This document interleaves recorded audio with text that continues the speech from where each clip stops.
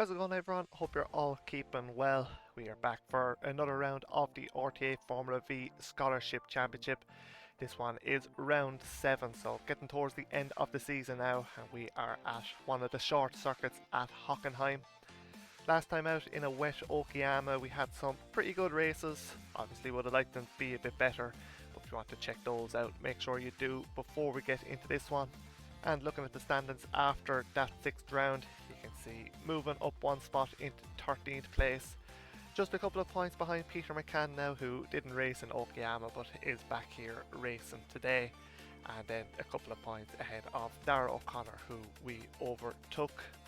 Up at the top, still all as it was, Travis Moyney in the lead ahead of Canto Chukwa, and Conor Amelia rounded out the top 3. Dylan McClements, who had a difficult start to the season, getting back to his normal form, moving up into 4th place, and definitely going to be one to look out for in the final 2 races. And then, as we look at their scholarship standings, as I mentioned at the end of the last video, the top 10 were selected after round 6, and thankfully I was chosen to be in that final 10.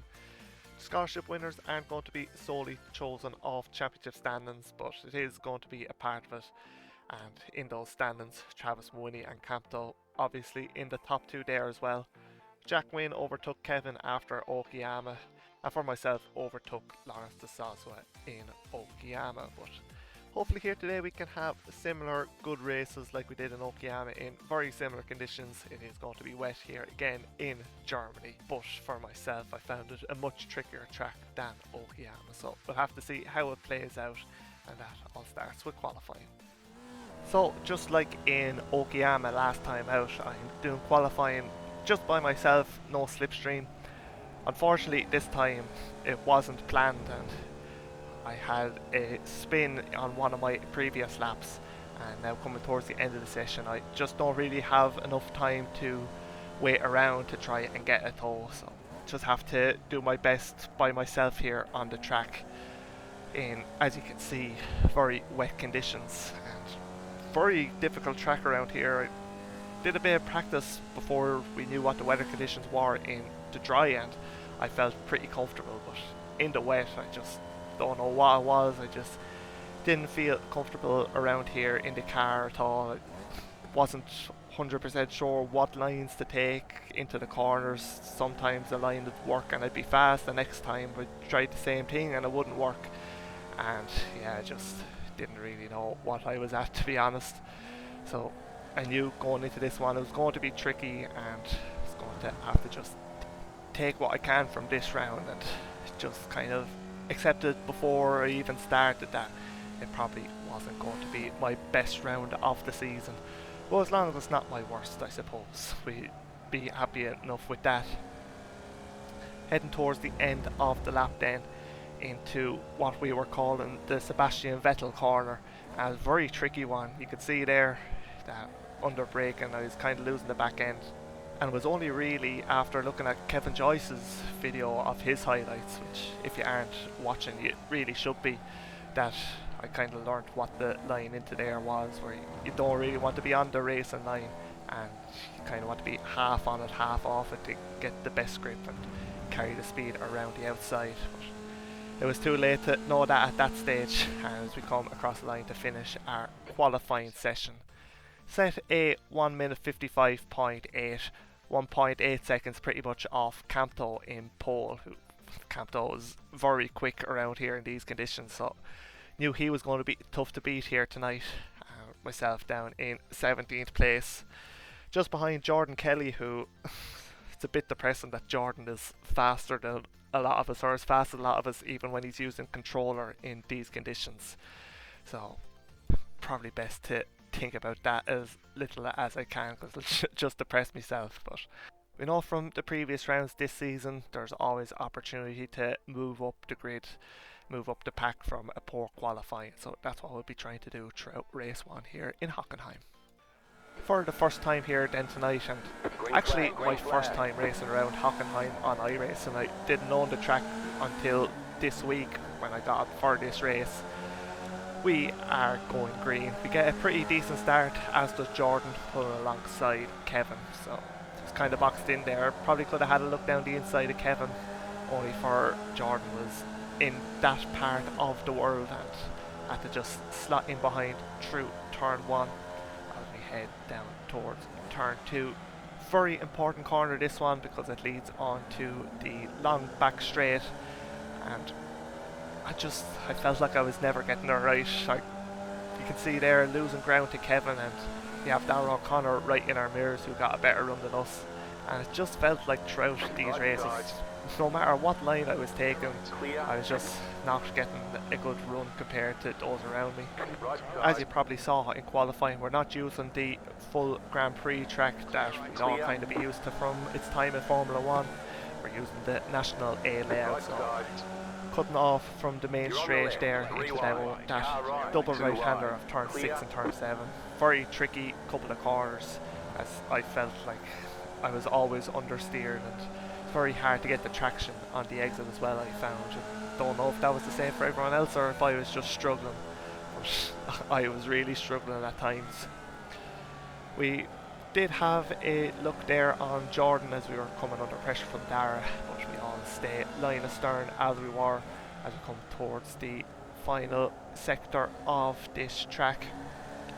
Around turn 11, I knew that you wanted to use the outside line, you could carry more speed. It was more so on the entry into there that I didn't really know what I was at, so it didn't seem too bad at times throughout this round, which is probably worse. If I was terrible through there all the time, at least I knew I was terrible, but sometimes it didn't feel too bad and I didn't know what I was doing differently. That meant I was kind of going alright.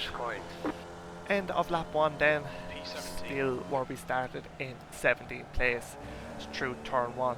Jordan getting a bit wide there off onto the curb, and as you saw there, Jordan blinking a bit, which he was doing throughout these 3 races, or actually it was more so in race 1, and it's always a bit sketchy when you have someone blinking and you don't really know exactly where they were. Through turn 2 I had to look down the inside, but Jordan able to carry it around the outside and hold on to that one. Later on lap 2 then, Travis Mooney off into gravel at Vettel corner, and he came back on the track there kind of onto the racing line, which I suppose he did do it safely, but he still did come onto the racing line from off the track, and I had to use a different line than what I really wanted. And you can see how much time that has cost us to Jordan and Kevin up ahead, and we have Travis in between us now. So yeah, wasn't overly happy with that. But as we skip on to lap 4, we've managed to catch back up to the group.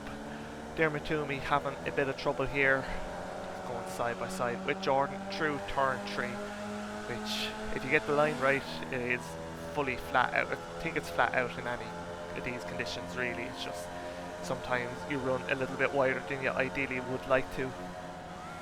As the 2 lads are going side by side into turn 6 and turn 7, and I blink a bit there, lose a bit of connection, and I had to take it a bit handy because I didn't know where the car was. Jordan had to take it a bit handy on the exit, and he got a bit of a slide and we're able to move on through. Onto the start of the next lap then. Up ahead, Dermot Toomey goes for a slide through turn 1. I decided to go off the track to avoid him. I didn't think I was going to get to the right hand side, and as I tried to come back onto the track, I thought Jordan was after just not leaving me room to come back on, so I gave him a little bit of a weave there to kind of say I wasn't too happy with it. But I looked at the replay after, and Jordan was on the curb as well, and he was understeering, so there wasn't a lot he could have done about that there. Yeah, either there wasn't anything in it. I think I was just a bit frustrated with how the whole race was going, and I kind of thought everything was against me. So yeah, just a bit of frustration. We did manage to get past Jordan later on that lap. He went for a spin in turn 6. He didn't lose a whole lot of time. On the final lap now, he's right with us again, and I thought he was going to have a look up the inside of the hairpin, but he didn't, and we stay ahead for a little bit longer. As on the exit, like I mentioned, I just didn't really know how to take that. I tried to go a bit wider there to carry more speed, and it didn't work. You can see that Jordan got a better exit than me. He's alongside now heading into turn 6, a very tricky braking zone, and under braking we make a bit of contact, a little bit more than a bit of contact. I think Jordan might have locked up or something there and just ran wide into me. Jordan, very fair racer, we all know that, very quick as well. And on the exit here, he's going to let me back pass through just to kind of say he knows he made a mistake there, ran me off the track and just given me back to position, which give him a little wave there just to say thanks and show that I appreciate that. And nothing else happened for the last couple of corners. We finished race 1 up 2 places from where I started in P15, 10 seconds behind Dylan McClemens, who won that race ahead of Jean, and Jack Wynne getting a very good podium there. But for myself, honestly didn't know how to feel after that one, because obviously disappointed to not have a better result, but at the same time I don't know if there was really much more in that for me. So heading into race 2, my thought process was I gained 2 positions in that one. If I can gain another 2 in the second race and then another 2 in the third race, I think I'd be pretty happy with the evening's work considering how I felt going into this one. So with all that said, let's head into race 2. And for the second time here in Hockenheim, the lights are red and then they go green and we get going once again for 15 minutes around this great track.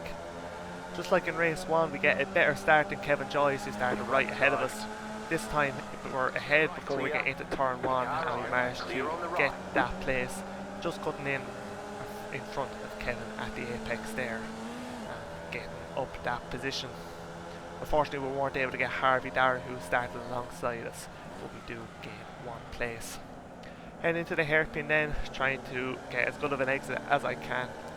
This time it didn't seem too bad, but again on the exit I felt like I was losing time as we skip ahead down the straight then into the double right-hander of turn 6 and turn 7. We don't get a good enough run to try and launch an attack down the inside of Harvey, so I decide to slot in behind now. Harvey having a bit of a look at Lee Colgan, and on the exit Harvey getting a bit of a wiggle, so it doesn't get the greatest exit, and unfortunately we're not able to take advantage of that. But the 2 lads up ahead look like they're going to go side by side heading into turn 10. I'm hoping I can maybe take advantage of that, taking a tighter line, trying to get almost kind of a switchback on Harvey. I then make the mistake of leaving just a Formula Vee's width of room on the outside for Kevin Joyce, who for the second time in 2 rounds makes us look like a fool around the outside of a hairpin. He made a great move on us in Okayama as well, and he's made another great move on us there. Skip ahead then to lap 2, and we got a good run on Kevin. We got an even better run on Tony Griffin, who's had some sort of an issue there in the first couple of corners, and we managed to get past him now side by side with Kevin into turn 6. The outside isn't really the best place to be, and Kevin is able to get ahead there and hold on to that place. And once again, not looking to have a move down the inside. There's an incident up ahead. We get to the inside of it, a lot of cars going slow now. We managed to get back past Kevin just about, I think, with the outside line of turn 9. Now we have Lee Colgan and Harvey Dower kind of boxed in here, so I have to just feather off the throttle to stay behind these 2, see if I can take advantage of it in any way. We run a little bit wide there. Tony Griffin behind gets a great run. He's going to send it down the inside. I leave him room on the outside, but we make contact, and then Tony just basically drives straight through us, and we have damage to our front left wheel. We have to come into the pits and get this repaired. We're going to have a look at the replay of this here on board with Tony. As you can see, the inside line, it's a tough one really, because I did leave enough room on the inside, and you can always say that the car on the outside can leave more room. But at the point of contact, I looked at the telemetry, Tony was getting back on the throttle, so he then understeers into me. And then as we're like this, Tony is accelerating through me, and I'm pretty sure that's what gives me the wheel damage. That means I have to come into the pits. So From what I can tell, Tony kind of caused that collision by being on the throttle when he was understeering, and then caused my damage by being on the throttle as he drove through me pretty much. But I didn't report it because I didn't feel like that at the time, but when I had a bit more time to look at the replays a bit closely and look at telemetry, that's kind of what I felt anyway. It is what it is. That was kind of the end of my race then, after coming into the pits to get that damage repaired. And we come up across the line to finish in 19th place. So it's 4 places down from where I started, which is never good, but more worrying about that one is that when I was by myself for the last couple of laps, Jean and Peter ahead of me were, I think they were fighting with each other, and I was still losing time to them, which doesn't bode well for the third and final race, that I just don't have pace around here to be fighting for any kind of good results, which is unfortunate. We'll just have to make do and make the most of what I can do. If you look at the likes of Jordan Kelly and Kevin Joyce in that one, finishing 10th and 11th when I was ahead of them before the contact. Maybe there was a chance of getting a top 12 in this one, but we'll never know. And there's no real point in dwelling on that. Just have to put the head down and do what we can in race 3. For the third and final time then, here in Hockenheim for round 7 of the RTA Formula Vee Scholarship Championship, the lights go green and get a pretty decent start. I mentioned in the Okayama video I changed how I was starting in these cars. It seems to be getting me more consistent starts than I was earlier in the season anyway, which is always good. Didn't get past anyone before turn 1 this time, but Jean and Jared Thornton going a bit wide on the exit of turn 1 are able to get past the 2 of those into the turn 2 hairpin. We're also able to get past Ross Wheatley with the inside line, while we follow Peter McCann now and try to get his slipstream to get us back up to the pack in front. Very good start so far, happy enough with how it's going, and if we can keep up this rate I'd be fairly happy come the end of these 20 minutes. Heading into turn 6 then, taking a fairly conservative. Jean sends it down the inside and we make contact. I've sent spinning around. I think I hit a barrier but somehow don't get any damage from that, but we do drop down to last. And looking at a replay here with Jean on board, I feel like this was probably his fault. He sends it from a long way back. I probably could have left him more room on the apex, but the contact pretty much happens on the exit of that one, and he just carried too much speed and drove into the side of me.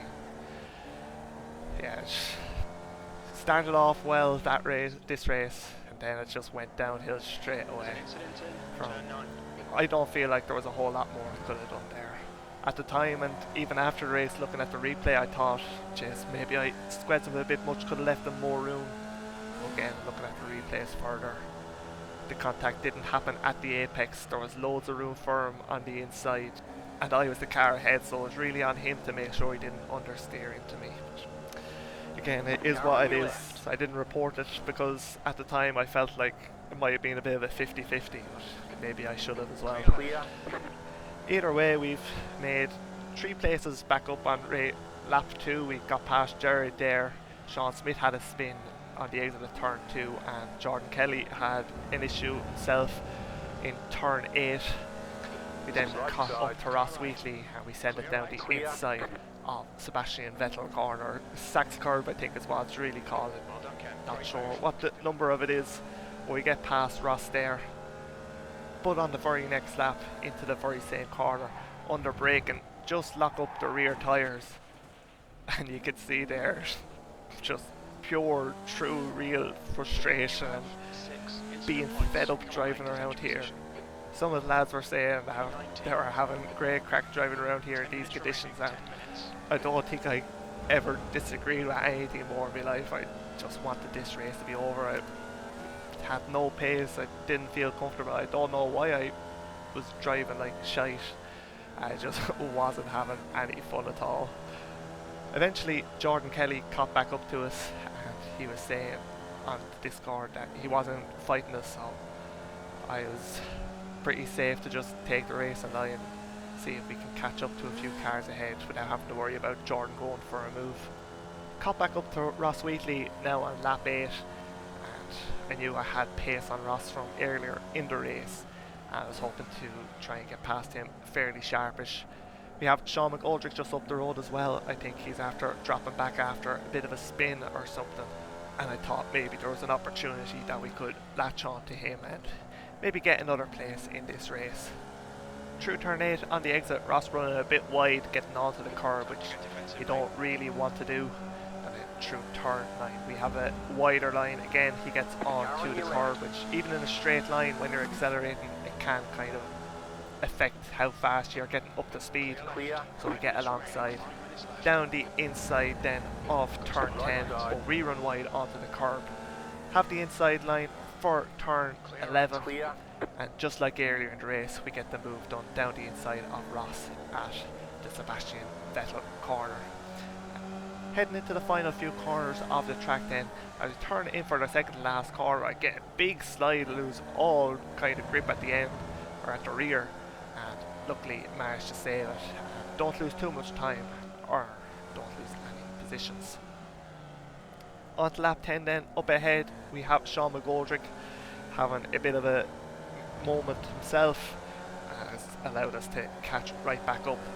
Behind we have Jordan Kelly right behind as well. Once again he's managed to get past Ross as well. So now with just over a minute left, we're going to be going on to the final lap. We have myself, Sean and Jordan fighting for 17th place. Sean goes off onto the curb a bit there, but luckily he's able to keep it together and he stays ahead. He then goes on to the AstroTurf there, which I don't know if that was what other people were taking, the line they were taking or not. But I wasn't going out there because I just assumed it was going to be death. So maybe that's where I was going wrong throughout these races. Just before the final corner you saw there Andy Middleton after having a spin, so we get past him, and now myself, Sean and Jordan are fighting for P16 on the final lap here of the penultimate round of the championship. Through the first turn, Sean goes off very wide and carries good speed, stays ahead into turn 2. Jordan staying behind just like he was throughout this race, so I thought I was fairly safe. Jordan didn't go for the move there, I thought he wasn't going to go for the move, and I was able to just focus on trying to get past Sean. Through turn 2 into turn 3 and now onto the back straight with the slipstream, we're able to close in fast.